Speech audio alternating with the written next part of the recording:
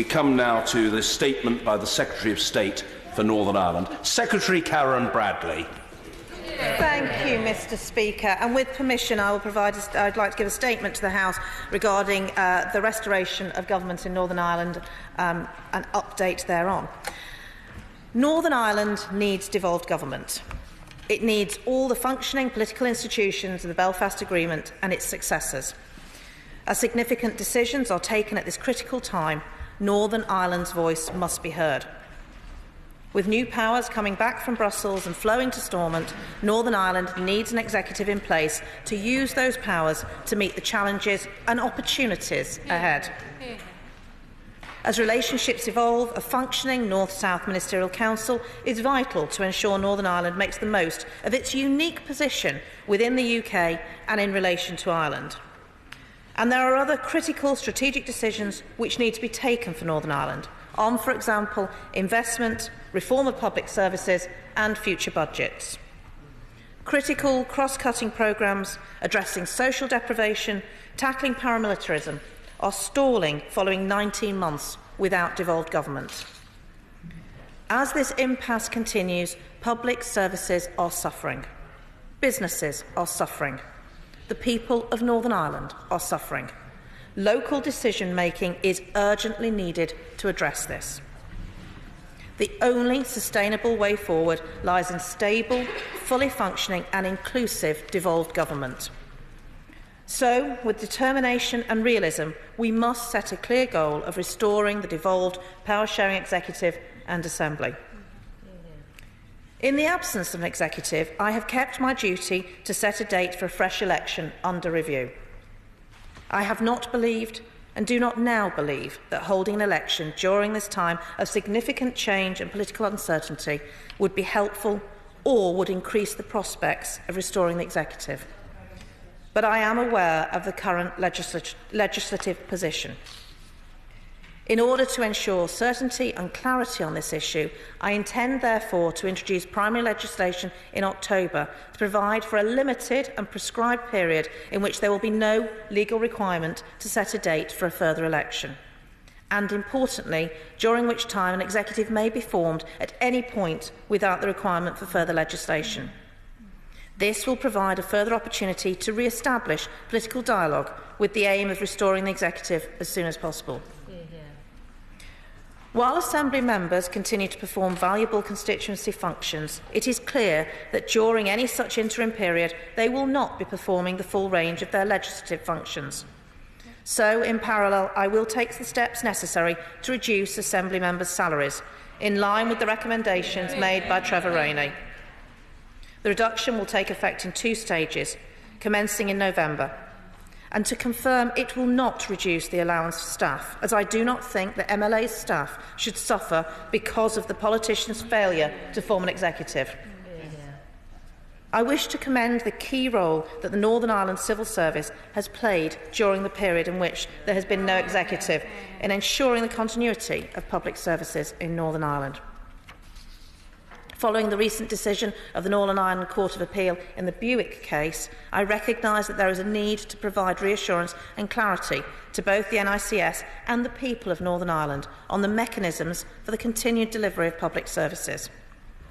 So the legislation I intend to introduce after the conference recess will also include provisions to give greater clarity and certainty to enable Northern Ireland departments to continue to take decisions in Northern Ireland in the public interest and to ensure the continued delivery of public services. I intend to consult parties in Northern Ireland over how this might best be done. I will also bring forward legislation which will also enable key public appointments to be made in Northern Ireland, as I set out in my written statement on 18th of July. At the same time, I am conscious that this is no substitute for the return of elected ministers taking decisions in the Executive and accountable to the Assembly. I also intend, therefore, to use the next few weeks to engage in further discussions with the parties and the Irish Government in accordance with the three-stranded approach, with the intention of establishing a basis for moving into more formal political dialogue that leads to a restoration of the institutions.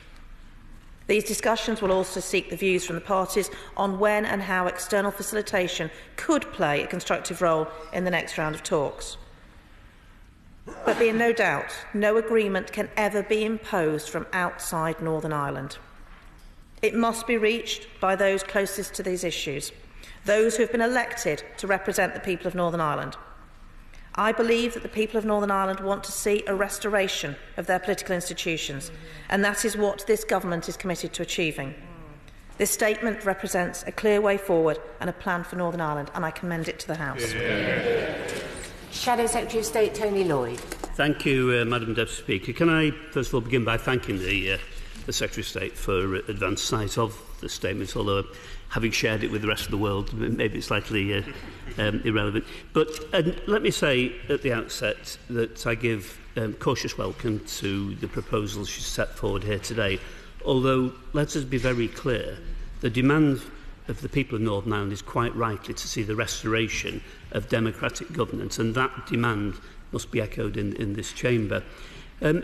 I welcome within the statement the reference to external facilitation for future talks, but I would ask the Secretary of State to clarify, are we talking about an independent chair, which we've urged on her in the past, or is this simply a mechanic to move the agenda on? It's important that we do say that's the capacity for an independent chair is something that could break the logjam.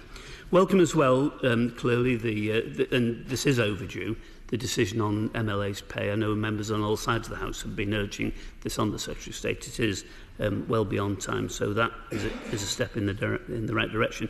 But, Madam Deputy Speaker, we can be clear that there are many decisions now that are held in logjam because of the democratic crisis in Northern Ireland.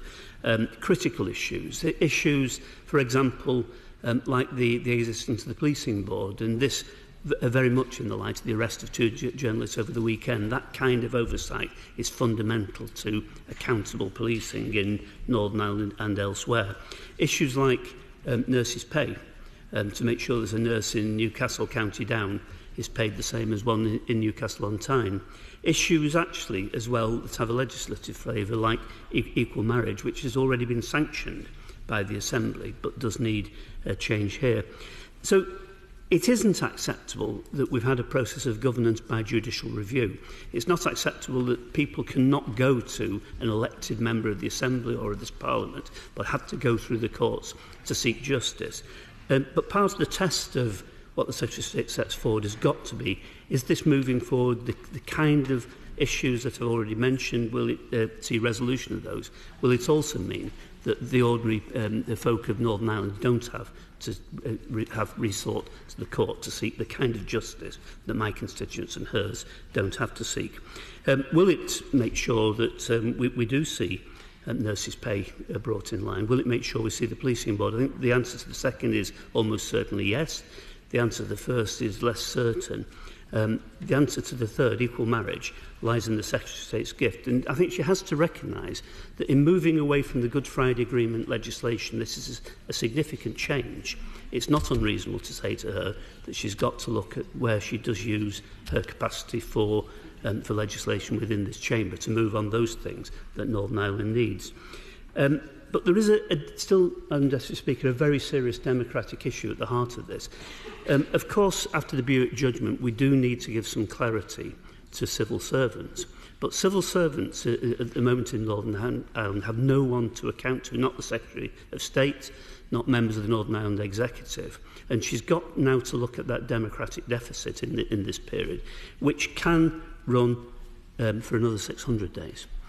Now, in that context, I don't wish that, and that brings us back to the central point. We've got to see real urgency now in, yes, giving the capacity for early decision-making, but some of that has got to be reflected through the only democratic institution available, which is this House, and some of that oversight has got to begin to be looked at within this House. That's not direct rule. It is the way democracies shine a light on decisions being made, because otherwise we risk the civil servants being dragged back into the court to be judicially reviewed on incinerators or any other decision that they want to make. Madam Deputy Speaker, can I say in conclusion, this is a small step. It's not the giant leap we need to take. The Secretary of State has got to be right. We've got to see urgency in the British-Irish Intergovernmental Conference. We've got to see five-party talks delivered with a degree of urgency that simply hasn't been there to date. We've got to see that democratic accountability put back. The decisions that are frustrating and blighting the lives of people in Northern Ireland have got to now be brought to a conclusion. This is a small step, and in general terms, guardedly, we'll look to support her where that's appropriate, but she's got to do more to break this logjam. Secretary of State. Madam Deputy Speaker, thank you. And can I thank the Honourable Gentleman for his support. I do appreciate that the decisions that are being taken today are not easy decisions, and I appreciate that he is able to give guarded support to what we're doing, and I will continue to work with him to make sure that this House is comfortable and happy with the decisions that we are taking, because there is no easy answer. Unfortunately, the ideal situation would be we wouldn't have had 19 months without devolved government, but we have, and therefore we have to act within the parameters of the situation we find ourselves in rather than where we would like to be. But he will know I've acted throughout with 4 key principles in mind: that I will our commitment to the Belfast Agreement, but secondly our commitment to our obligations as the UK Government under the Belfast Agreement. I've always acted to make sure that we remove any barriers to devolution and to restoring power sharing. But fourthly, I have to, as the UK Government, bear in mind that the 1.8 million citizens of the United Kingdom that live in Northern Ireland are entitled to good governance, and therefore decisions that need to be taken to ensure that good governance have been taken in this House, and we will continue to take them as appropriate and with the support of the communities within Northern Ireland. Moving to his specific points, he referred to my reference to external facilitation. I have made no decisions about the right way to get talks restarted, and he's quite right to say that we need to see talks restarted, but I need to work with the parties, and I intend to spend an intensive period over the next few weeks working with the parties, working with the Irish Government as appropriate, and obviously working with Her Majesty's Loyal Opposition again as appropriate, to make sure that we have the right framework under which we can see what we all want to see, which is government restored in Northern Ireland. He refers to MLA pay. I do want to put on record tribute to the Honourable Member for North Down, who asks about this point just every time I do anything in this House or at the Select Committee, and has been a campaigner on this matter like very few others. But I didn't want to simply beat MLAs by cutting pay. I need to make sure that there's an incentive to MLAs to coming back into devolved government, because actually we want to use this to ensure that MLAs do the right thing and politicians do the right thing and form devolved government. And of course, as soon as a devolved government is reformed, the legislation we passed to cut MLA pay will fall away. It is sunsetted in this House as soon as devolved government comes into existence.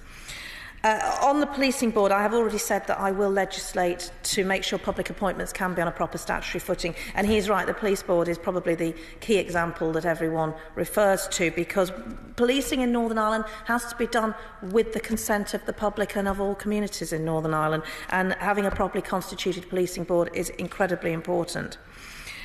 He referred to some other matters, including the matter of equal marriage, and I think it's probably worth just a slight clarification on the situation. While a majority of MLAs voted for equal marriage, it was stopped due to the use of the petition of concern, not due to a failure to act beyond. So the Assembly did not actually give permission for the equal marriage legislation to be taken forward. Now, that seems a technicality, but it is the reality of the situation. There is no legal basis on which Northern Ireland could have equal marriage at this stage.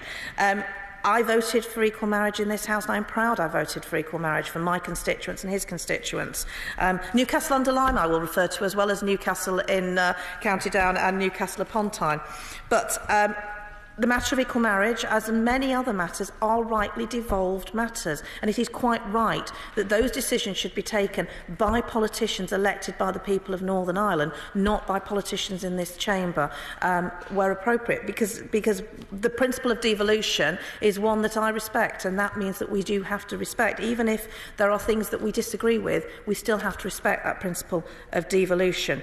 I will look carefully at his point around oversight and the democratic deficit in part of my conversations and discussions with all parties around how decision making can take place. Will be a range of options that are available to make sure that we do, when we bring legislation forward, do so with the broad support of the people of Northern Ireland and those that represent them, because otherwise this will not help in terms of the work that we want to do and the clear objective we all have, which is to see government restored to Stormont and to see those locally elected politicians being appointed as ministers and making the decisions on behalf of the people who elected them.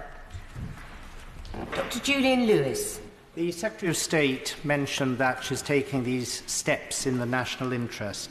Does she feel that it's in the national interest that old soldiers who participated in securing the successful outcome after years of the Troubles and the creation of civil government in Northern Ireland should be dragged through the courts, as is happening at the moment, decades after the events concerned in which they were involved?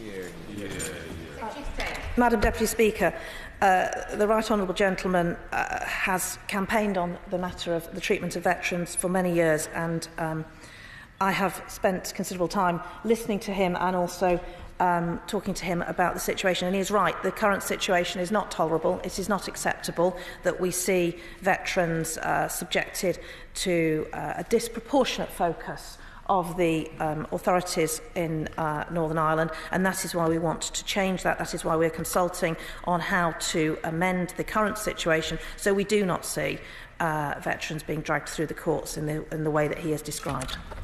Mr. Blackman. Thank you, Madam Deputy Speaker. I'd like to thank the Secretary of State for advance notice of the statement. And I'd also like to pass on the apologies of our front bench spokesperson, the member from Paisley and Renfrewshire North, who's had to go up the road on urgent constituency business, so he does apologise that I'm here in his place.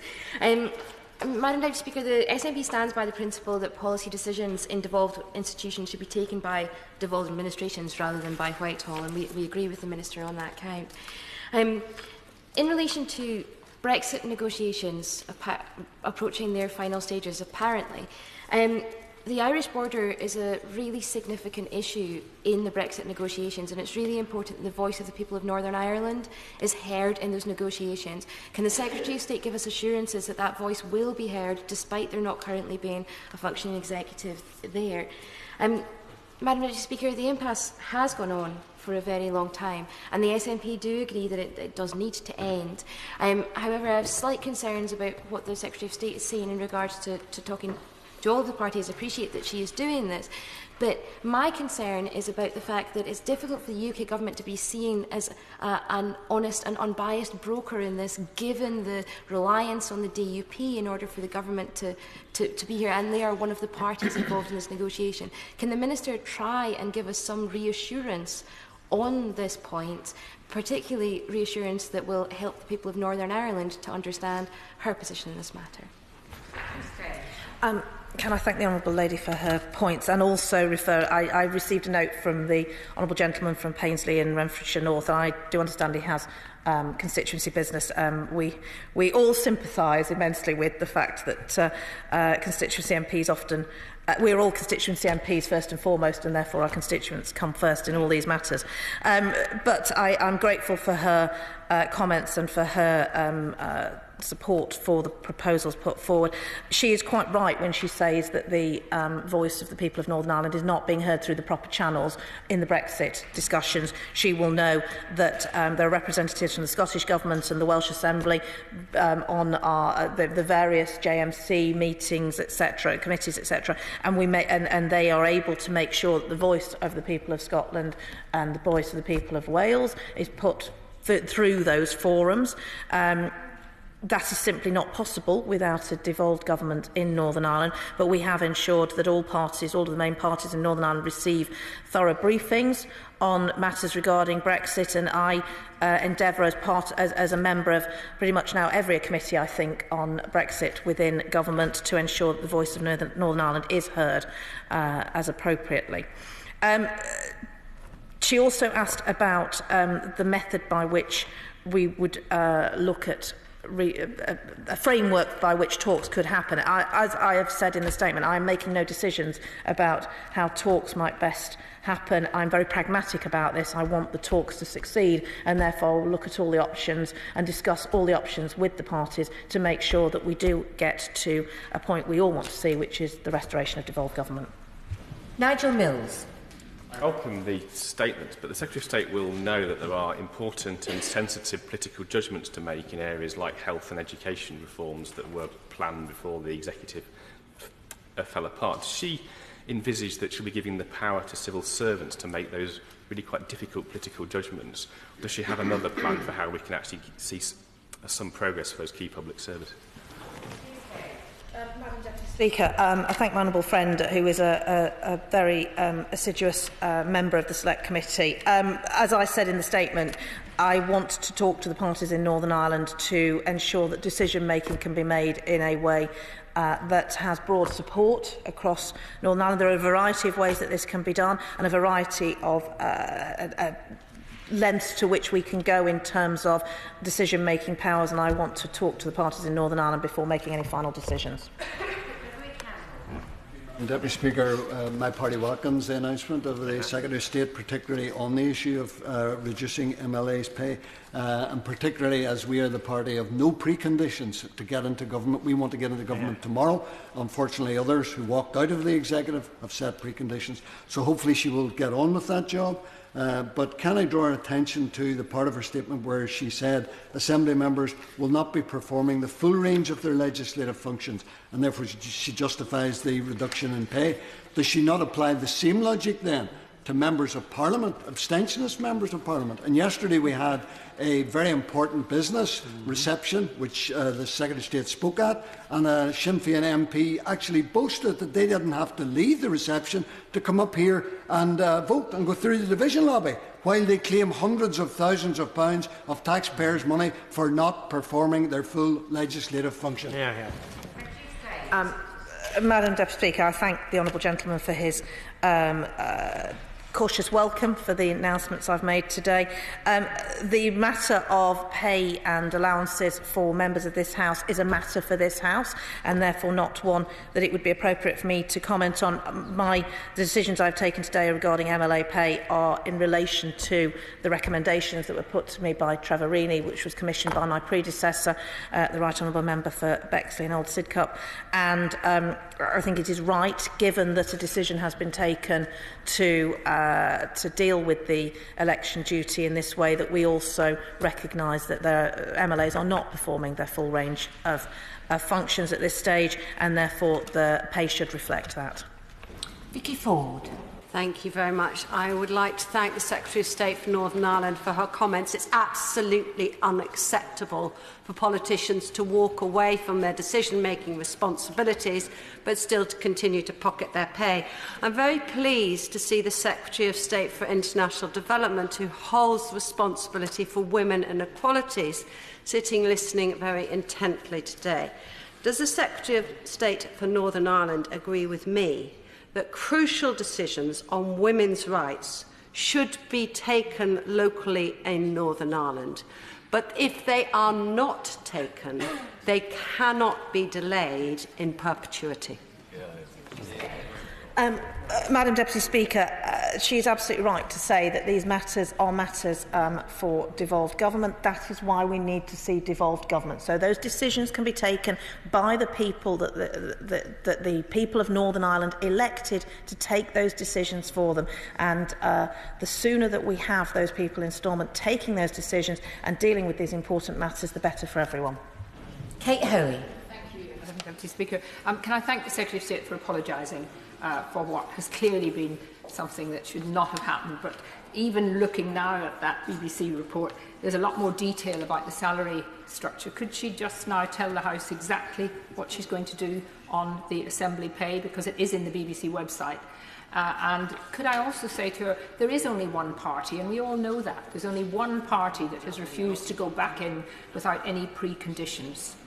What is to stop in the future, if we do get the Assembly back again, one party deciding they're going to walk out again? Isn't this really coming to the crucial point that ultimately we are going to have to look at the arrangements of how the Belfast Agreement in that particular instance actually works, or doesn't?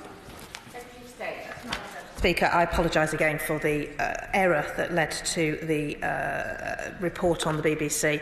It should never have happened, and I again apologise to this House for that. She asked the question about the mechanics for MLA pay. I will now write to all MLAs and inform them that I intend to reduce their pay in 2 stages, as set out by Trevor Reaney, with the first reduction in November and the following one 3 months later. I would hope that will incentivise MLAs to come back round the table and to reform government and appoint ministers in the way that we all want to see them do. That is the priority for all of us, and we want to make sure that we deliver that as soon as possible. Bob Blackman. Thank you, Madam Deputy Speaker. It appears that one party, namely Sinn Féin, are frustrating the whole talks process, and that they're doing so for party political advantage in the general election in Southern Ireland. So can I urge my right honourable friend to lay out a timetable for legislation, not only in this House, but for the talks process that should take place, leading to a natural conclusion. And if there is a failure of the talks, the conclusion must be what action we have to take in this place. Madam Deputy Speaker, can I apologise to the honourable lady? My honourable friend has raised the point that I know she raised, so I will address both of those points now. The issue of sustainability of the executive is one that we all have concern about, and it was certainly something that needs to be resolved, because clearly the changes that were made to the Belfast Agreement in the St Andrews Agreement in 2007 did make the situation that we have found ourselves in for the last 19 months more possible to happen in a way that perhaps it wouldn't have done previously. So we do need to look at sustainability of the executive. In terms of the plan or framework for talks, I want to meet all the main parties in Northern Ireland over the next few weeks and make a decision about that at that stage, because, as I said earlier, I think it's important to be pragmatic about this. We cannot impose this. It has to be a decision taken by the politicians in Northern Ireland on behalf of the people of Northern Ireland. Mr Carmichael. Madam Deputy Speaker, can I invite the Secretary of State to join me in commending Naomi Long for the initiative she took earlier this week in relation to getting the parties together at Stormont and talking.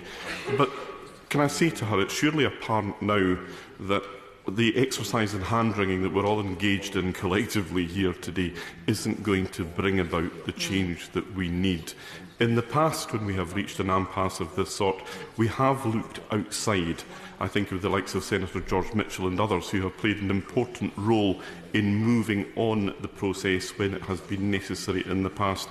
Will she give that sort of initiative the bulk of her attention? Because, frankly, as somebody who's been engaged in this for years now, I don't see any other means of achieving the progress that we need. Madam Deputy Speaker, the Right Honourable Gentleman is right to refer to the initiative of the Alliance Party and Naomi Long, who I spoke to earlier today, and I do commend her for that.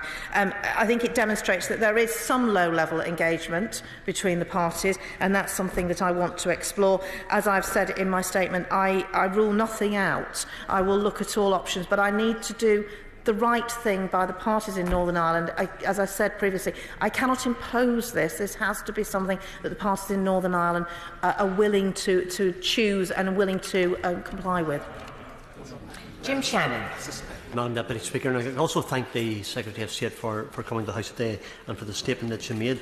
She's very rightly related and referred to the strategic decisions for investment in agri-food sectors, which the Minister of State and I have met and discussed, on the issues of health and education and roads and fishing and so on, things that are critically important, and the need to have to address the issue of social deprivation, tackling paramilitarism, which is very rampant in my own constituency.